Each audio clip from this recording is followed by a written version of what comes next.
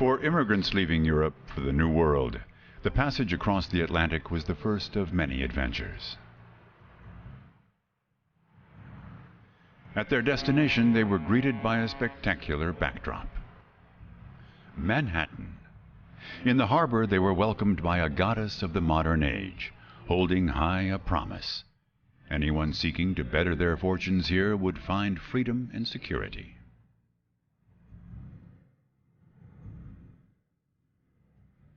This principle shapes the United States to this day. Freedom is paramount. It stands above everything, even justice. This idea continues to distinguish the United States from the democracies of the so-called Old World.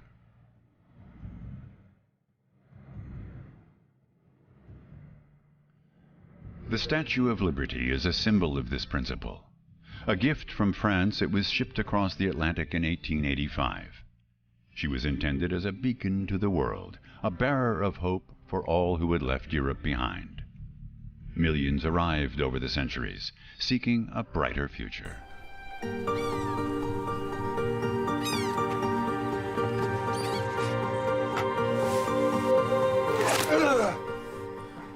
But freedom could not be taken for granted, and long applied only to whites of European descent. A series of wars were fought before important ideals began to be put into practice.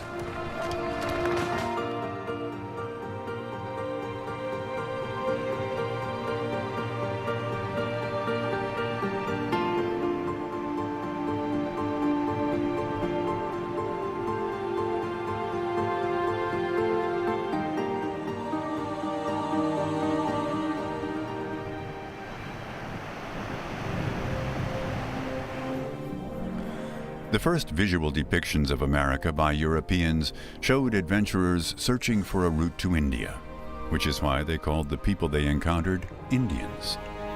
The Europeans were interested in money and power, and a crucial factor in that power was religion.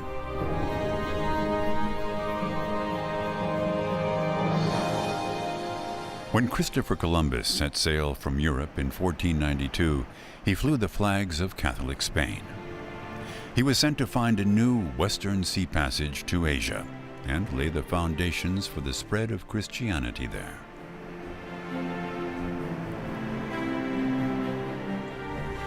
The Caribbean was a launching pad for later Spanish expeditions. With the help of new maps, the sailors searched for more territory to explore. They landed on a coastline they called Florida, derived from the Spanish name for a flower festival on Easter Sunday, Pascua Florida. Columbus went to his grave believing he had reached India. Ponce de Leon, who had accompanied Columbus on a previous voyage, knew otherwise. But Ponce de Leon thought Florida was an island. He claimed it for Spain, naming it La Colonia Florida. His ships were likely the first to sail the Gulf Stream, at the place in the Gulf of Mexico where its current is strongest. De Leon's crews were amazed at how the powerful current left their ships' rigging ragged and torn. The Gulf Stream transports more water than all the world's rivers combined. Its discovery was a boon to the Spanish treasure ships. Over the next 100 years, the current helped speed their journeys back across the Atlantic.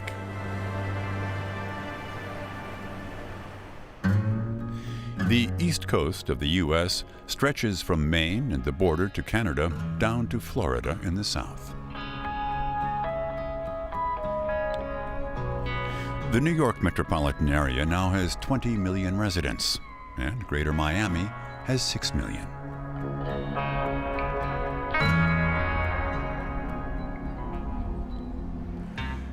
When the Spanish set foot in the New World, their language and religion served as their anchor. In a testament to this heritage, some 50 million people in the United States speak Spanish today.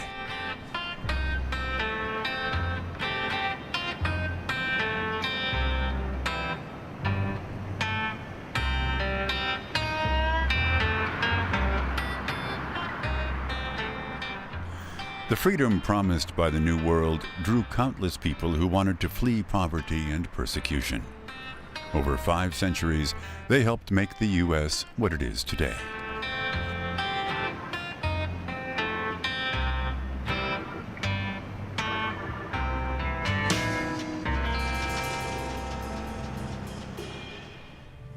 A famous European engraver collected reports from 16th century expeditions and captured them in illustrations.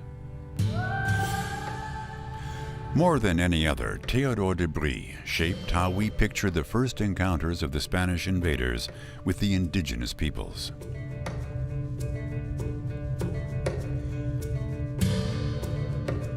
His depictions were not always true to life, but the embellishments are not always as apparent as in this illustration of Native Americans at work tilling the fields.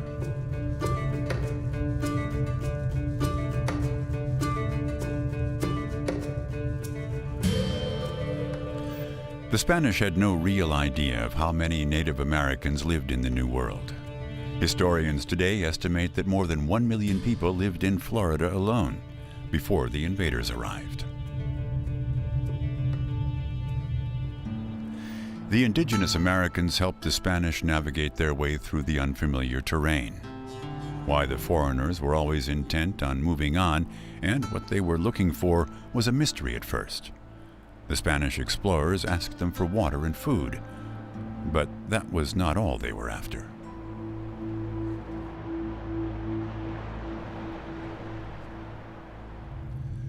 The Spanish were searching for precious metals and spices. They hoped to reap new riches. They wanted to wage a campaign of plunder, as they had already done with the Incas further south.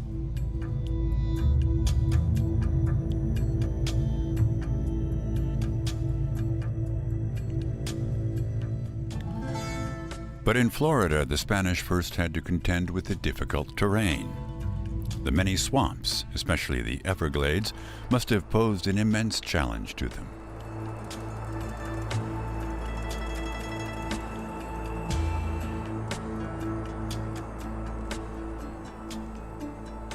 Even today, the Everglades of South Florida is the only place in the world where crocodiles and alligators coexist. The Spanish struggled to cope with the natural environment, unlike the Native Americans, who had learned to thrive there over the centuries.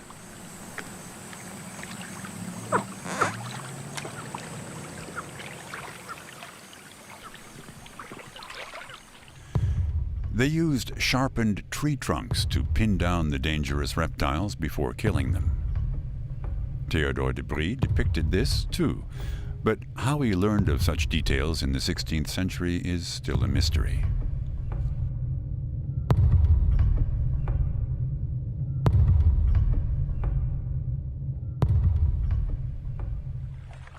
Alligators are still found in Florida today. They live in fresh and brackish water, lakes, rivers, and ponds. In some places, like in St. Augustine, they're also farmed.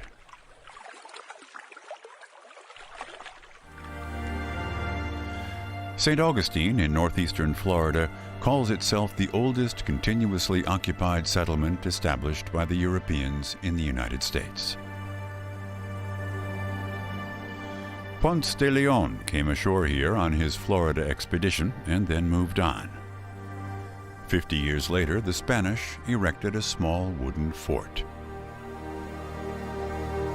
In the 17th century, after raids by English ships, the imposing Castillo de San Marcos was built in its place.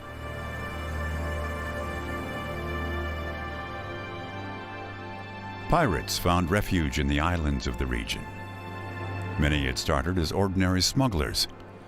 When they saw galleons loaded with gold and silver setting sail for Europe, the lure of a quick profit was too much to resist. The Caribbean gradually became a haven for murderers and thieves.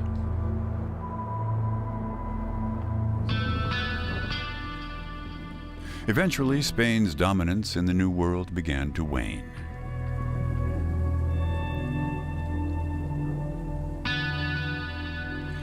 In 1607, English settlers landed further up the east coast in what is now the state of Virginia.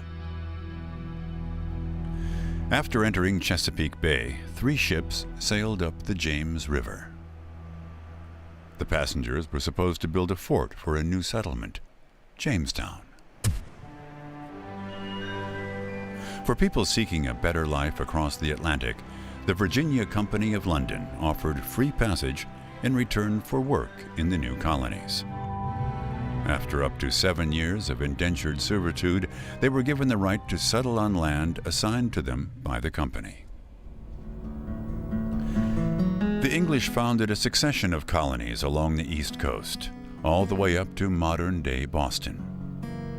Jamestown eventually flourished. For the Virginia Company, it soon became a worthwhile investment.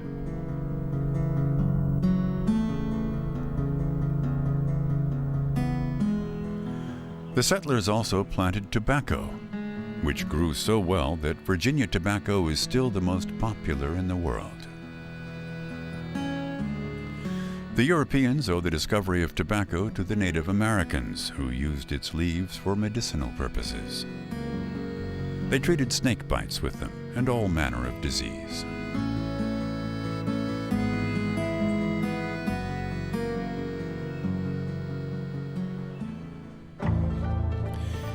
In 1620, the Mayflower set sail from England with a crew of 31 and 102 passengers on board. They were motivated less by material wealth than by freedom. Most of them were fleeing religious persecution. They were heading for Virginia first, but poor weather diverted their ship further north to Cape Cod, near Boston. They landed in what they called Plymouth Rock, after the English port city they had set sail from. The Pilgrim Fathers are still part of the founding myth of the United States.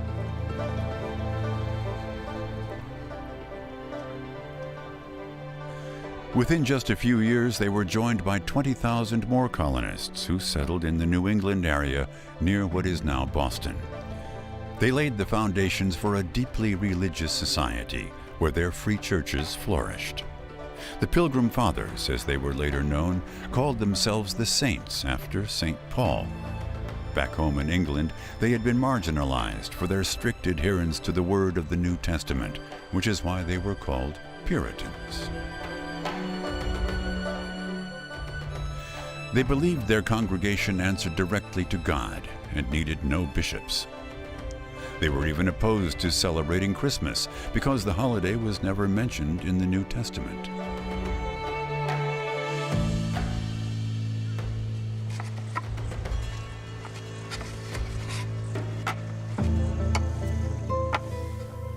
Compared to Jamestown colonists, the Pilgrim Fathers of the Plymouth Plantation adapted more easily to their new surroundings.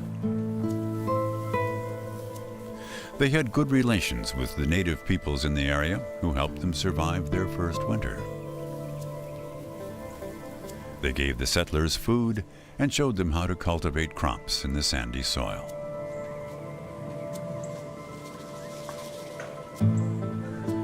In thanks for the bountiful harvest, the settlers invited their native neighbors to a 3-day feast, an event that inspired the modern Thanksgiving holiday.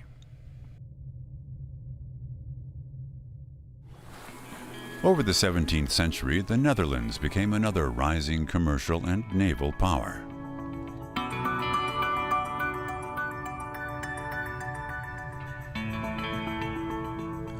Cape May in New Jersey was founded almost 500 years ago by a Dutch explorer as a trading post with Native Americans. It is now the oldest seaside resort in the country. Each summer, 4,000 residents welcome more than 100,000 visitors.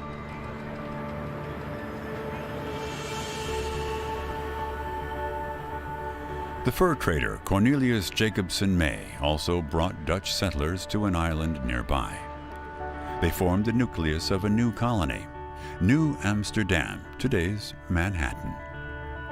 By the mid-17th century, the Dutch settlement had 2,000 residents.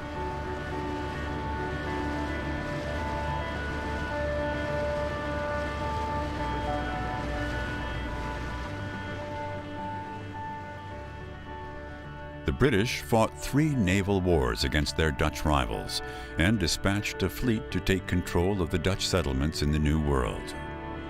The Dutch lost their colonies to the British. The governor was forced to relinquish New Amsterdam, which the British renamed New York.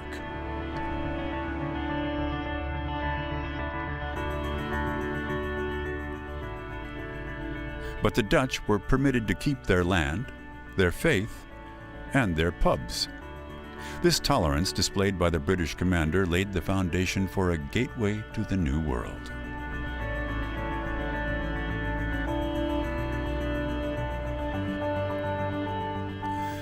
The British had founded colonies in the south and north of the East Coast. They consolidated that foothold with New York and New Jersey, and later added colonies in Pennsylvania and Delaware.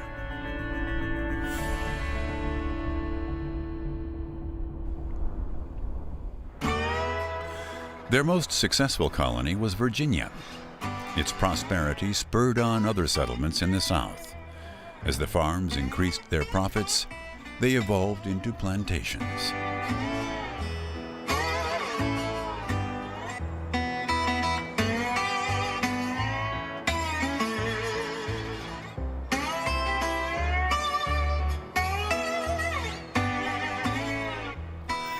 This success was founded on a workforce brought in from Africa. The captured slaves did the work that brought the landowners their wealth. The crops they grew included cotton, tobacco, and rice. English rule spread from Virginia to Maryland and North Carolina, South Carolina, and finally Georgia, the last and southernmost of the original 13 colonies established under British rule. The Middleton family were one of the most prosperous landowners in South Carolina. Their manor house still stands at the former plantation. The family owned 20,000 hectares of land, some 50,000 acres, worked by 800 slaves, not far from the thriving city of Charleston. By the mid-17th century, Charleston was the cultural and economic center of the southern states. With a population of 1,200, it was at the time the 5th largest city in North America.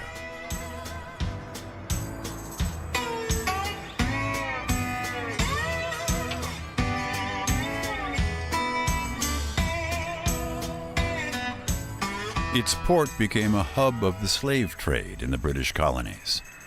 Half of the slaves captured in Africa and brought to North America landed in Charleston.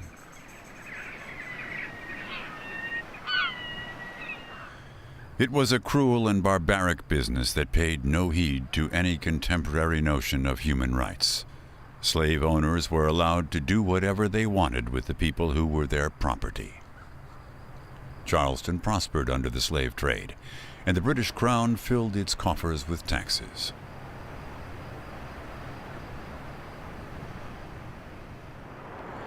In the colonies, this bred resentment, and they began to turn against British control. The colonies were flourishing and did not want to follow orders, whether in their business dealings or their religious beliefs. From the north to the south, this was something they agreed on. Eventually, in Boston, tensions boiled over. When London issued new duties on basic commodities such as paper, leather, and tea, the colonies demanded no taxation without representation. Their protests were met with force. The conflict turned deadly when British soldiers shot and killed 5 people during protests in Boston. The king in London now offered to abolish all taxes except for the tax on tea. But it was too little, too late. The revolutionaries in Boston now openly challenged the government in London. Under cover of darkness and disguised as Native Americans, a group of them crept aboard British trading ships and threw 40 tons of tea into the harbor. The raid went down in history as the Boston Tea Party. London responded to the provocation by sending reinforcements. In 1775, British troops clashed with colonial militias for the first time.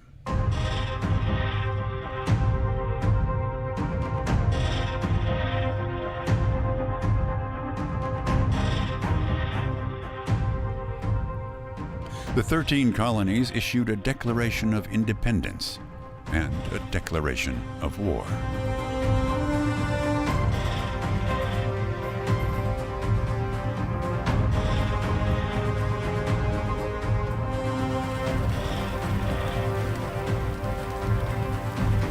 Thomas Jefferson penned key sections of the Declaration of Independence. He became one of the founding fathers of the United States. Along with Benjamin Franklin, Samuel Adams, and a tobacco farmer from Virginia called George Washington.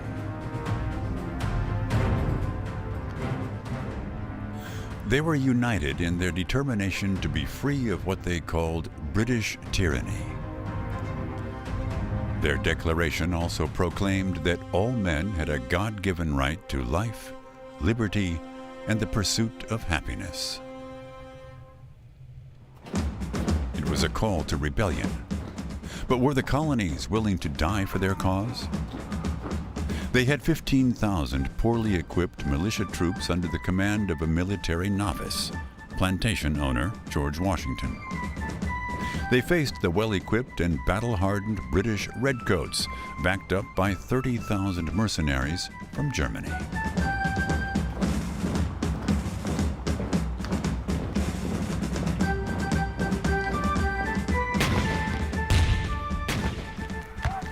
But George Washington had patriotic fervor and tactical skill on his side.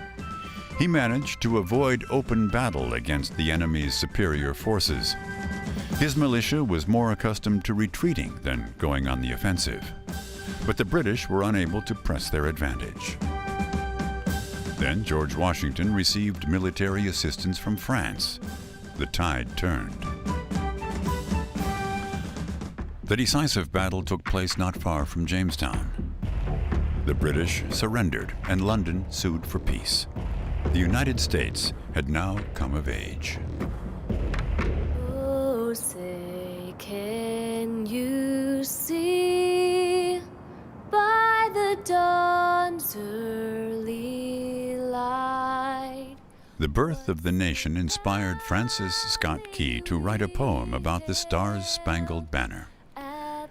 This later became the lyrics to the national anthem, which celebrated the United States as the land of the free and the home of the brave. But who was truly free in this new world? Women had less freedom. Native Americans and slaves of African descent had none at all. The freedoms that were enshrined in the Constitution were only valid for a select group.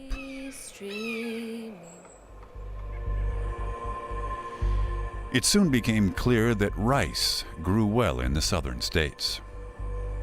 New slaves were imported who understood how to cultivate rice. This also proved a very profitable business. Thanks to enslaved rice farmers from West Africa, South Carolina and Georgia soon became known as the Rice Coast. But diseases like malaria and yellow fever also flourished in the subtropical climate. When temperatures rose in the spring, white farm owners often left for the north. Over the summer, the slaves were left in comparative peace. They developed their own African American culture and their own language, Gullah, which is still spoken today on the Sea Islands of South Carolina.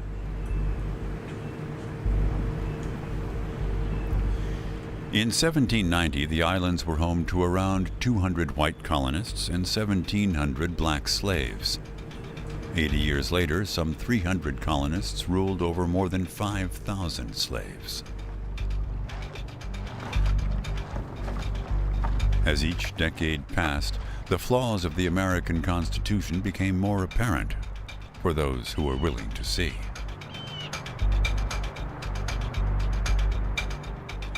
In the North, the thorny questions of freedom and equality were at least a topic of debate. In the South, it was business as usual. The South had its own concept of freedom. To the plantation owners, it meant the right to free trade and freedom from interference from both the British and the northern states.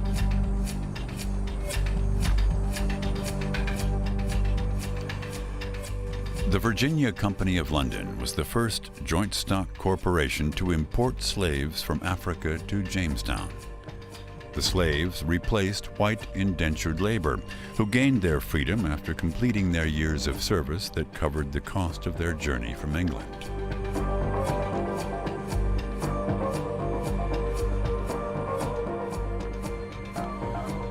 For their owners, the people brought from Africa would never be free in the New World. They lived to serve.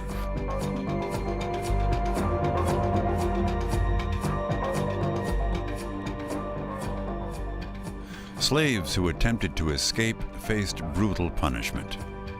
The United States of America, which thought of itself as the land of the free, was built on slavery.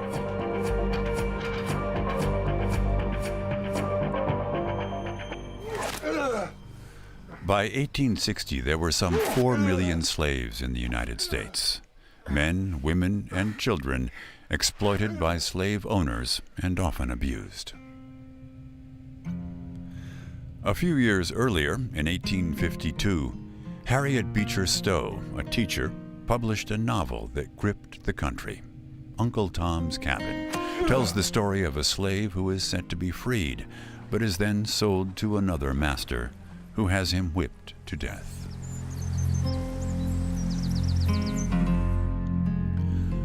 For Abraham Lincoln, born in Kentucky, and his new Republican Party, the book helped win support for the anti-slavery cause.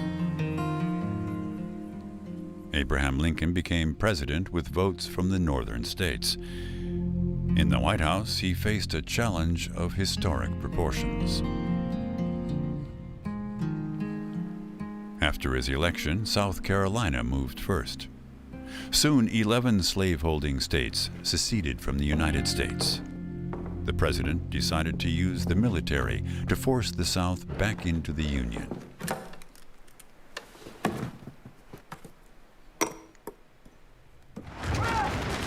The Civil War, waged over differing definitions of freedom, cost the lives of 600,000 soldiers and 500,000 civilians, 2% of the population. It remains the country's bloodiest conflict.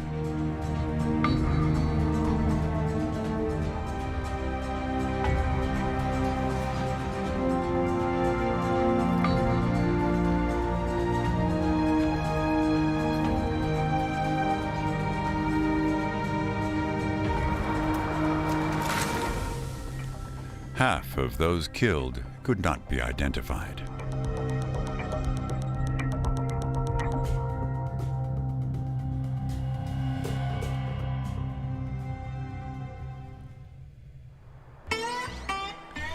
In May 1861, the white slave owners on the Sea Islands had, like every year, left for the summer. Their slaves remained behind. The North took the opportunity to seize control of the islands and armed several hundred Gullah slaves. Many of the men took pride in wearing the blue uniform and in joining the fight for their freedom.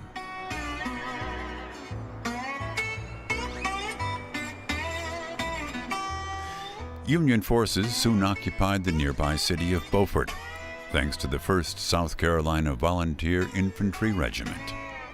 It was one of the first black regiments in the Union Army. The North now began to deploy more and more units of black soldiers.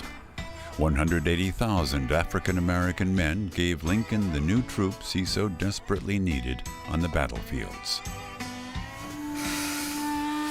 Another factor helped the industrialized North. Its railway network allowed troops and weapons to be transported quickly across the country. Many of the battlefields were located close to railway tracks and the towns that had sprung up near to them.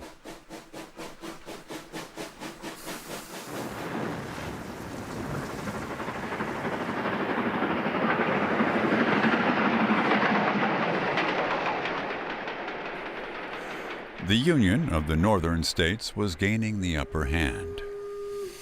The Confederate South staked everything on one final push to encircle the northern armies.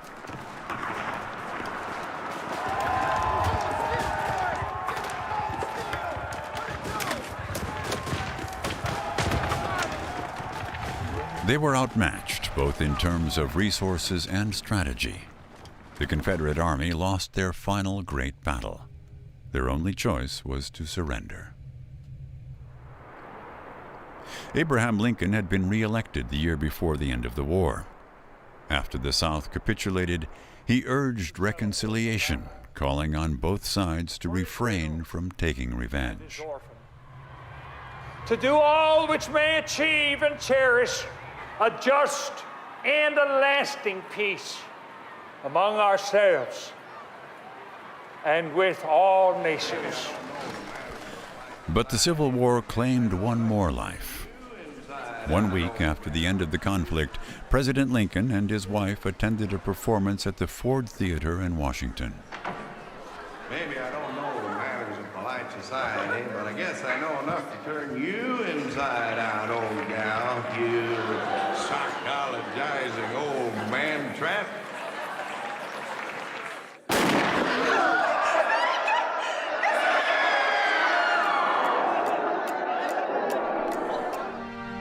At the pinnacle of his success, Abraham Lincoln paid the ultimate price for his vision of freedom. He was shot dead by Confederate sympathizer John Wilkes Booth.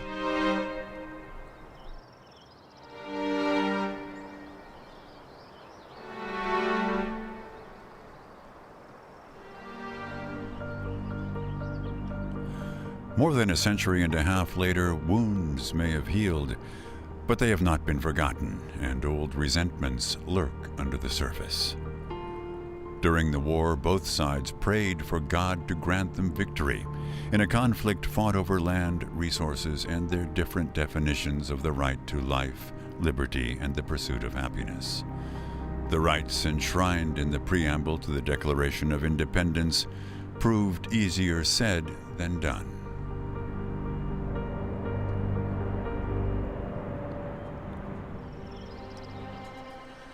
The Navesink Twin Lights Lighthouse, overlooking the entrance to the Bay of New York, is a good vantage point to gaze on what may be the quintessential American dream, the journey from rags to riches.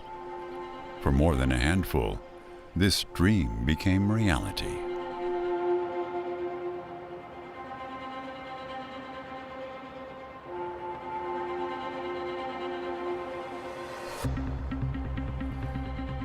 The city of New York had a claim to becoming the nation's capital, as it was for a year under George Washington, the country's first president. It is a melting pot of peoples and cultures.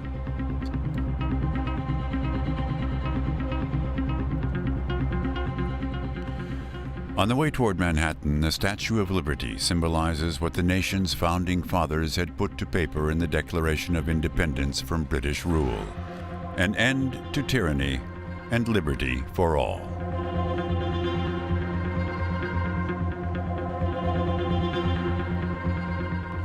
Across the Atlantic, people in France were fascinated by political developments in the United States, the years that followed independence and then the shock of Abraham Lincoln's assassination.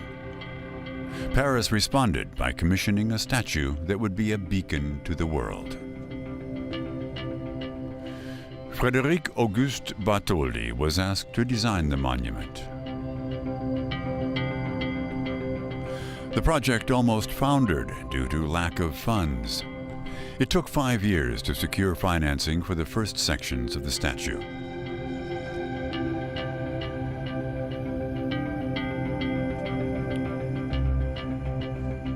First, Bartholdi designed the head, which he is said to have modeled after the face of his mother.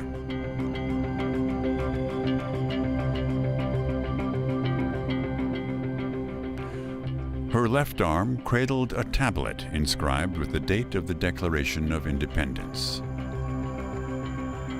The statue was scheduled to be completed in time for the Declaration's centennial, but the construction proved difficult, and the original delivery date could no longer be met.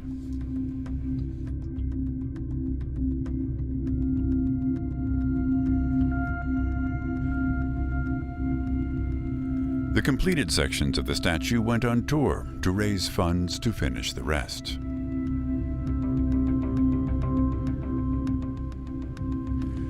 At the World Fair in Paris, Millions marveled at the statue's head, while in Philadelphia and New York, the right arm and torch were exhibited. Visitors went up to the balcony that circled the torch. The publicity worked. When the Statue of Liberty was assembled for the first time in France, wealthy Parisians eagerly paid for the privilege of climbing the scaffolding.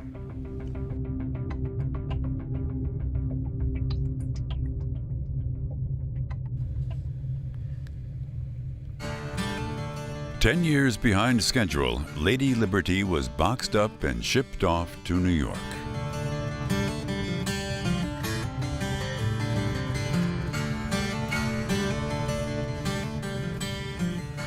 She initially served as a lighthouse, complete with an observation platform around the torch. Today, the balcony is closed to the public. But from the beginning, the gift by the French people served its intended purpose. The Statue of Liberty is a landmark for New Yorkers and a powerful symbol to the world.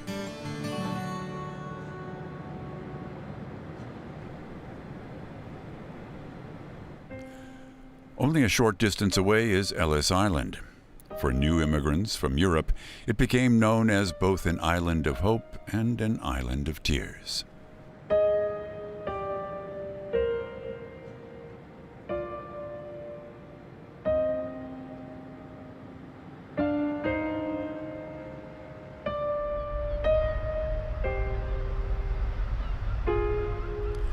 Europe was suffering from hunger and political and economic unrest. During the 19th century, 52 million people left the continent. In many cases, their home countries helped support the immigration of entire families to help alleviate poverty back home.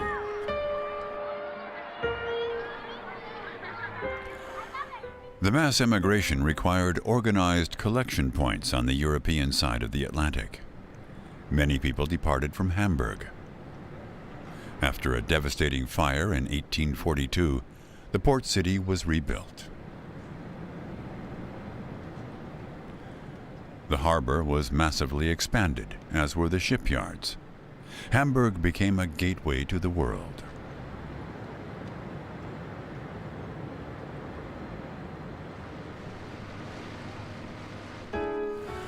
While sailing ships used to need 2 months to cross the Atlantic, by the late 19th century, modern steamships made the journey in just 2 weeks. A growing number of migrants were now arriving from Eastern Europe and the Balkans. The Hamburg America shipping line built a camp for them on the outskirts of the city. Passengers had to endure a 14-day quarantine. This prevented the outbreak of diseases on board the ships, which could cause people to be turned back in New York. Passengers traveling first class had their belongings packed securely in trunks. Their tickets cost 4 times the price of a lowest class ticket. But this is where the ship operators made their profit. Passengers were crammed into bunks in rooms with no windows. Immigration became a huge moneymaker. Ships took passengers west and loaded up with cargo for the return journey east.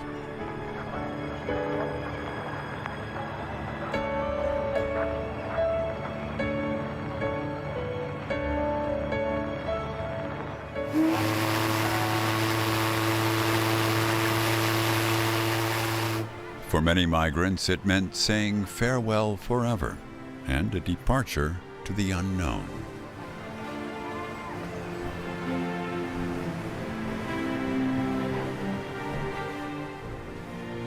Thanks to growing competition among shipping lines, even third-class passengers soon had more amenities on their journey.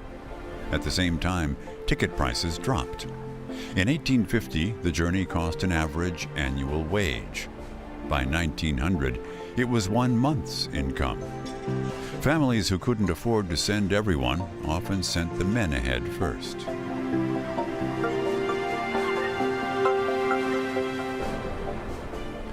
"Give me your tired, your poor, your huddled masses yearning to breathe free," wrote the poet Emma Lazarus in honor of the Statue of Liberty, which welcomed the ships bringing immigrants to New York. But for those who hoped to achieve the American dream, there was still a hurdle to overcome. Ellis Island, island of hope and tears. Passengers of wealth or social standing were allowed to step off the boat and go straight to Manhattan. Passengers in third class were made to submit to a rigorous screening process. The initial interview took only a few minutes. The medical exam was an ordeal. This was what decided who would have a chance at the American dream.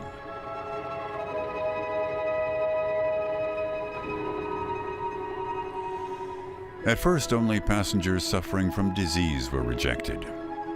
Later, the authorities also blacklisted prostitutes, the poor, anarchists, the illiterate, and Chinese people.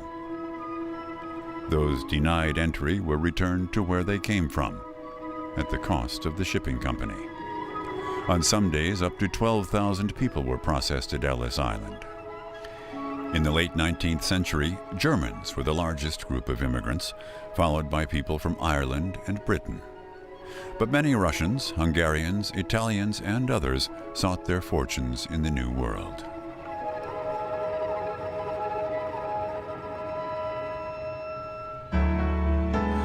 For passengers traveling in first or second class who went straight to Manhattan, the American dream was not such a reach.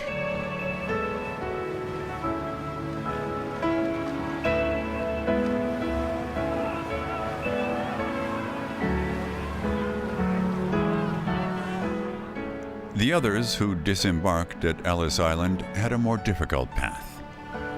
But still, some rose to a life of prosperity in their new home.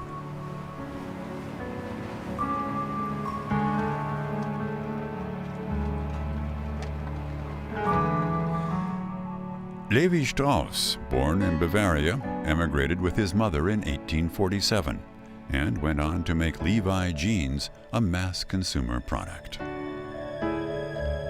Heinrich Steinweg arrived in New York from Hamburg in 1850. He went on to become world famous for his Steinway pianos.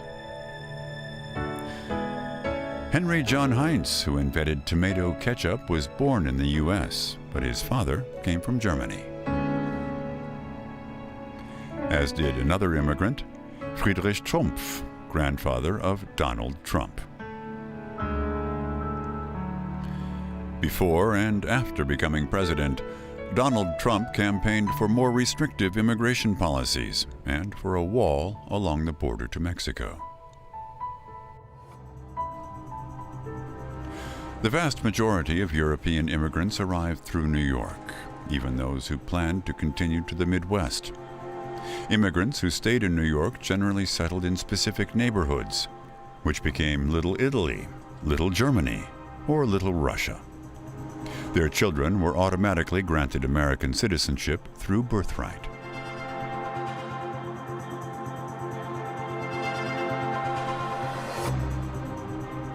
New York had become a modern-day Babel, and not just because of the many languages spoken there.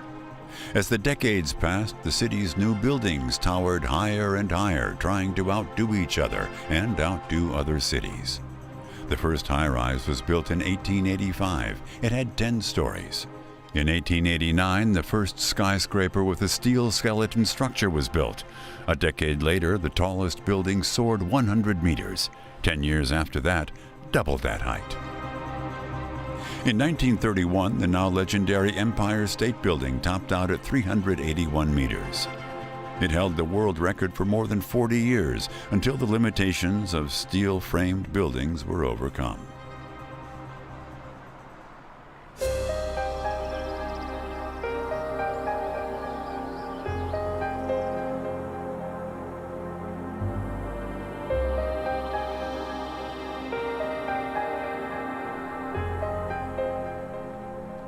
Not far away, the state of Maine shows another side of the country. Endless expanses instead of crowded cities.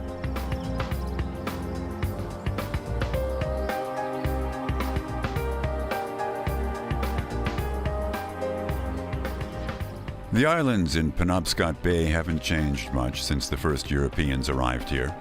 Some of the tiny islands have just one house, or none. Isle Ho has a population of just 70. It was given its name in 1604 by the French colonist Samuel de Champlain, who also founded the province of Quebec in Canada, the cornerstone of New France.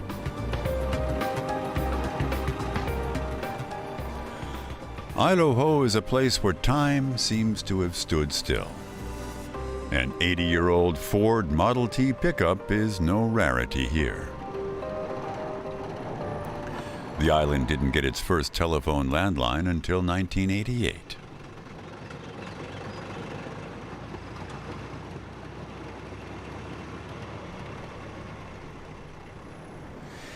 In 1603, Samuel de Champlain founded the first of a string of settlements for France in North America.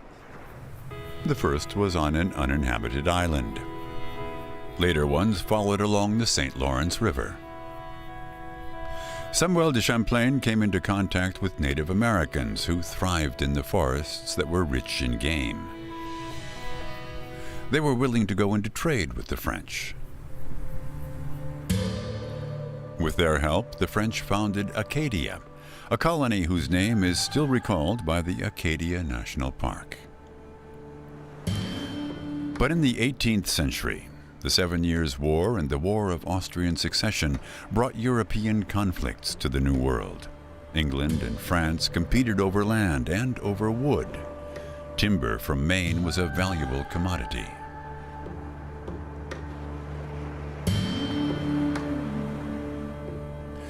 The French ended up having to cede most of their New World territory to Britain, although the Quebec region in what is today Canada remains French-speaking. But those who lost the most were the Native Americans. Their traditional hunting grounds had been deforested, their lakes and rivers depleted of fish. They were even prohibited from hunting and gathering. Much of the forest was now privately owned. Richard Henry Pratt, an Army major assigned the task of assimilating Native Americans, is still known for his motto, "Kill the Indian and save the man." But the idea of civilizing the supposed noble savages doomed Native Americans to lives of poverty at best. Many were killed. Native Americans faced the threat of arbitrary violence wherever they went. The descendants of Europeans never lost their suspicion of Native Americans and resorted to military force to displace them. This may not have accorded with the word and spirit of the U.S. Constitution, but in the New World, might was still right. By the turn of the 20th century, the indigenous people had been decimated. Only 237,000 Native Americans remained. They lost 98% of their land to the invaders, and they had to wait until 1948 to be granted full civil rights in all states, nearly 80 years after the first African Americans won the right to vote.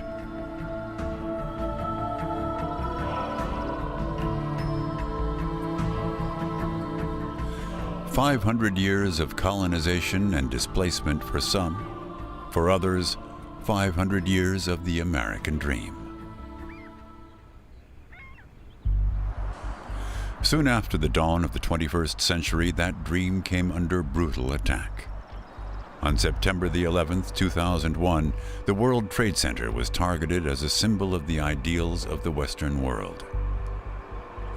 Almost 3,000 people were killed in the attack, people who had roots in all corners of the earth.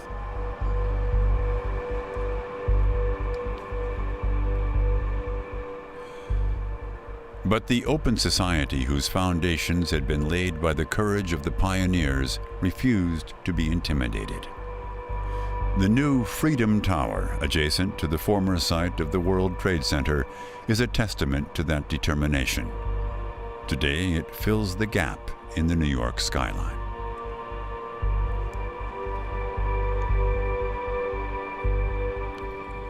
The Spanish were the first European conquerors of the New World. Their legacy today includes over 50 million Spanish-speaking people in the United States, more than in Spain itself.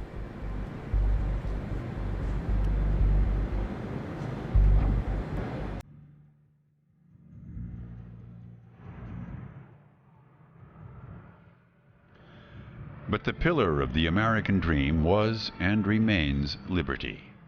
The belief that people could come from around the world and achieve their dreams. Or, as one son of Italian immigrants sang, "If I can make it there, I'll make it anywhere."